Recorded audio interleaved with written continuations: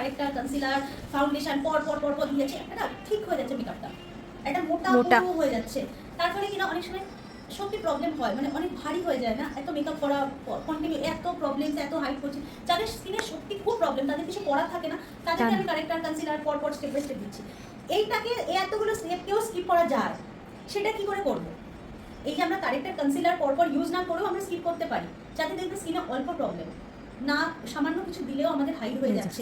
Specially তাদের জন্য যাদের প্রচুর প্রবলেম আছে, তাদেরকে বলছি না, অল্প প্রবলেম যাদের, তাদের ডাইরেক্ট এমন একটা কনসিলার ইউজ করো যেটা কিনা শুধু কারেক্টার ছাড়াও তোমাদের প্রবলেম সলভ করা যাবে।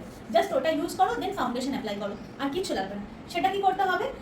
আমাদের স্কিন টোনের থেকে 2-3 শেড ডার্কার, ধরো আমার যে স্কিন টোন তার থেকে ডার্কার এই টোনটা, হ্যাঁ এই দুটো টোন মিক্স করে বা এই টোনটা এই টোনটা মিক্স করে একটা কারেক্টার লাগাও, যেটা লাগালে আমার স্কিনে যদি কিছু প্রবলেমস থাকে, যেমন হালকা ডার্ক সার্কেল রয়েছে, সেগুলো হাইড হয়ে গিয়ে ফাউন্ডেশন লাগিয়ে দাও। আমাকে আলাদা করে না কারেক্টার লাগাতে হচ্ছে, না কনসিলার লাগাতে হচ্ছে, অত পুরো ব্যাপারটা আনতেই পারবো না, দরকারই পড়বে না।